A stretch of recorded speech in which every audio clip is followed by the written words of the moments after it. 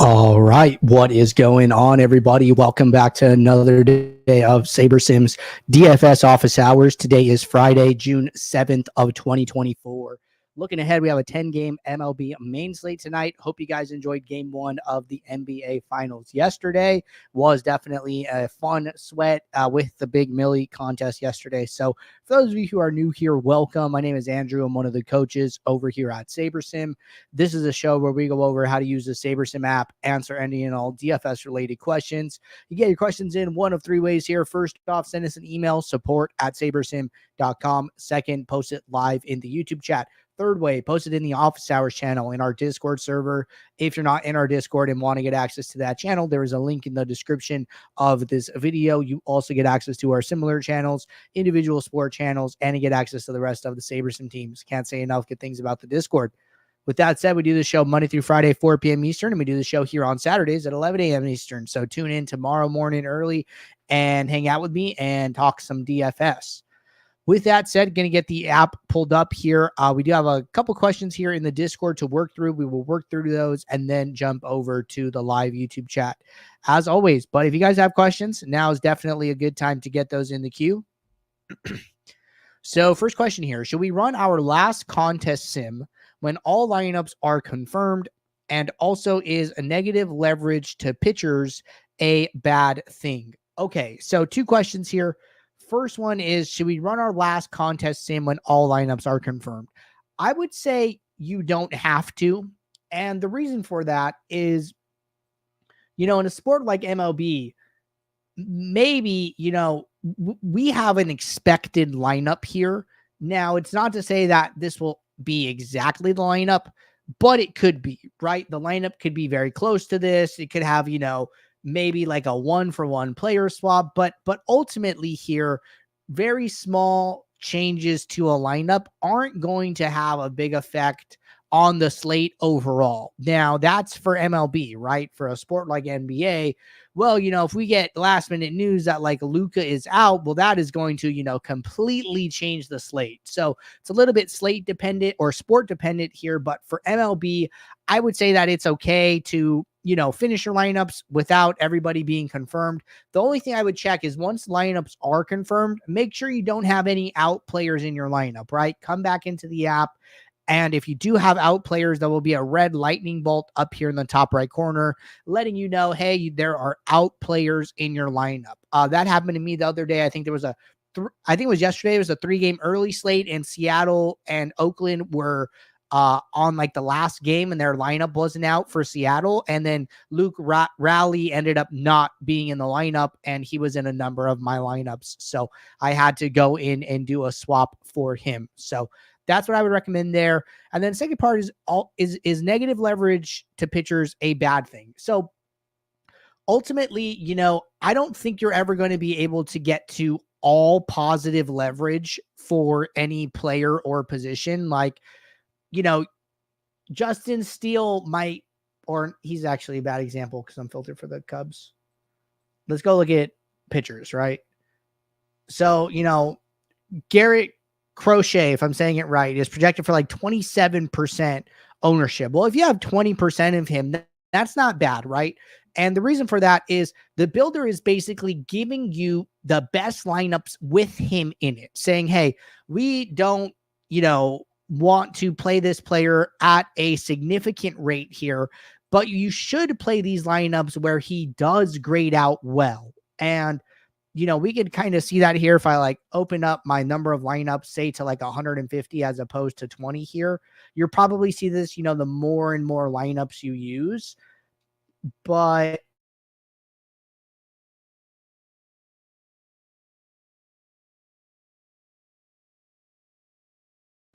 $10 to 11% of our top 150 lineups. Now, that doesn't mean you shouldn't play him. Like basically the builder is saying, hey, we don't love him overall, but there are a number of lineups where he grades out really well. And we think you should play this small group of lineups with him in it. So I think it's totally okay to play some lineups with negative leverage players. Ultimately, you just can't have positive leverage to everyone in your pool, or that would be extremely, extremely hard to achieve. All right. Next question here. Do you have to tap rebuild lineups all the time after contest sims? What do you have to do every time a new lineup is confirmed? Can you please explain? Okay, so a little bit building on the last question here. So no, you do not have to rebuild your lineups every time a lineup is confirmed.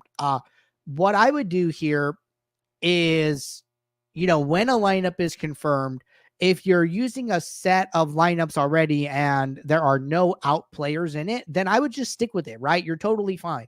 The only time I really ever use rebuild lineups is when I run into like an error. Maybe I'm, making adjustments to minimax exposures and like I just want, 0% of all of these pitchers here. And I bet you if I do this, I'll probably run into an error. No, not yet. Keep a couple more.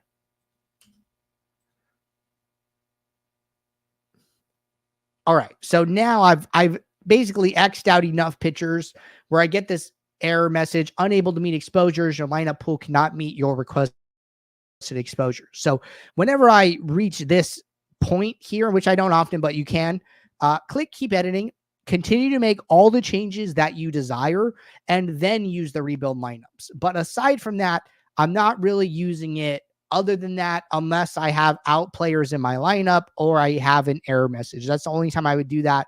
And then that is obviously pre-build here. All right. Second or third question here, kind of piggybacking on some of the other ones, saying, is having all batters with positive leverage a good thing? Kind of going back to the pitcher thing, right? Like it's going to be really hard to have all positive leverage in your lineups, and it's okay to play players at less than their ownership. And just remember that you're getting the best lineups with those players from the sims. So I'd be okay with some negative leverage plays. All right. Next question here. Is there a way to approximate sim ROI with SaberScore? My bankroll doesn't support paying for the best plan. Okay, so let's talk about this a little bit. So it's important to remember that SaberScore was built using contest sims. So before we had our contest sim tool, we had a, behind the scenes kind of contest sim that we would use to create SaberScore. So basically what we did is we would back test contests and then we would apply different variables at different weights to figure out what the SaberScore formula should be. Now, the difference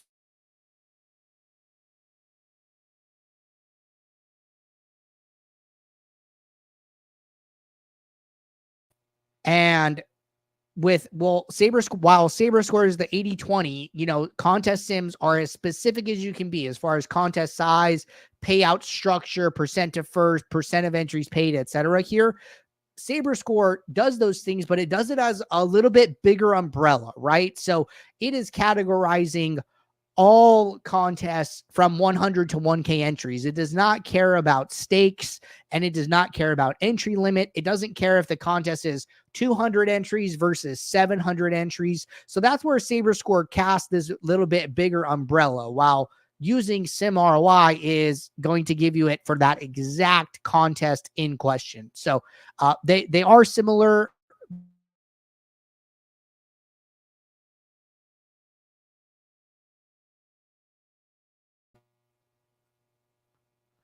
All right, jumping over to the YouTube chat. First question here. Hello, who are you all stacking for single entry? Thanks so much. Also would love to know how to get an edge using a non-sims plan. Thanks. Okay, so we talked a little bit right now about the non-sims plan and using SaberScore. As far as, who to stack, right? So, here at SaberSim, we're not like going to do slate breakdowns and tell you who to play and who's the best plays and things like that. But you can kind of figure that information out on your own, right? And one of the best ways to do that, run a default build and then just come in and then kind of come into your team stacks. There's a couple of different things to look at, right? You can look at your pool exposure and just say, hey, who are the best stacks coming up here overall? One really interesting thing to me, right? One thing that I'm always looking at is I'm comparing pool exposure to projected runs. Now, I effectively am using projected runs as like a proxy for how owned a team is going to be. But you see here, it's like the list goes Seattle, Houston, Chicago, Dodgers. Well, Seattle, Houston, and the Dodgers are all projected for over 5 runs, but Chicago is projected for 4.4. So Chicago really stands out to me, right? It's like, hey, this is kind of an oddity here, and they stick out. Another thing that you could do is come into the 4 stacks, right? Come and look at the biggest stacks that we're seeing. And Seattle, Houston, even Toronto comes up now, right? And the Dodgers actually drop down. So like, hey, Toronto and Chicago, looking pretty interesting to me. So there's ways that you could use the information that the Sims provide to kind of come to some of these conclusions on your own. And this is how I would ultimately be looking for that information. Next question. Do you recommend to bring the sliders all the way down for single entry because diversity is not good for single entry? Correct. So what I would do is if I'm playing a single entry contest, I would make sure to set up my build settings for the contest I'm optimizing for. Now, when you do that, the builder is automatically going to adjust the sliders for you. So like when I'm using a 150 max greater than 50K entries, I'm playing like the 5 cent 150 max or something like that.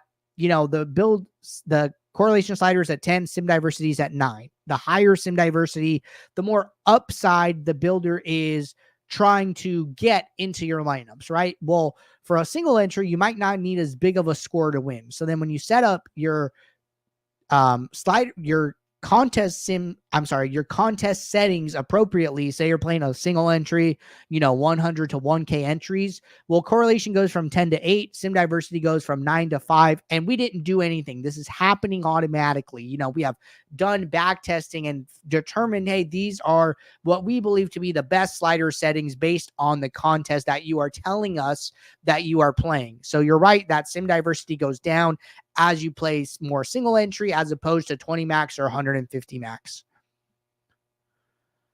All right, question from Chuck. In Flashback, there's a portfolio ROI, but there's no portfolio risk-adjusted ROI. Is comparing the sim average profit against the sim median profit a good proxy for estimating portfolio risk? Okay, so interesting. Let's go back to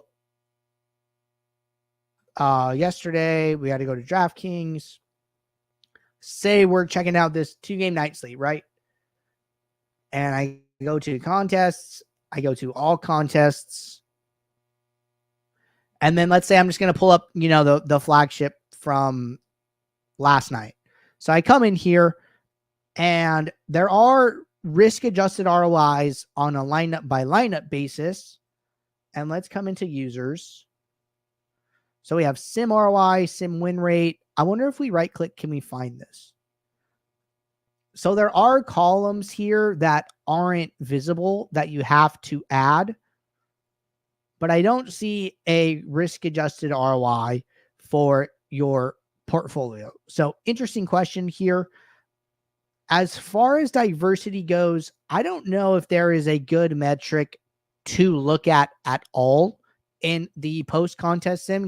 It's not really telling you, hey, so-and-so player used X number of minion, had X number of minion uniques, or so-and-so's player's risk adjusted ROI was X. I think this is more probably like along the lines of a feature request, like something that we could add to the app here, which I think is really interesting, right? So feature request, post contest sim, RAROI, or minion unique, etc. here. So I'm going to take that one back to the team and see if that is something that we could add here in a future update. But like the question, like the thought process, and I definitely hear where you are coming from. But all right, taking a peek here. Looks like we're all caught up in the Discord. Looks like we're all caught up in the YouTube chat as well. So appreciate you guys tuning in. I will be right back here tomorrow, Saturday morning, 11 a.m. Eastern for our next show. So until then, everybody, take care. Good luck. I'll see you all. Thanks. Bye.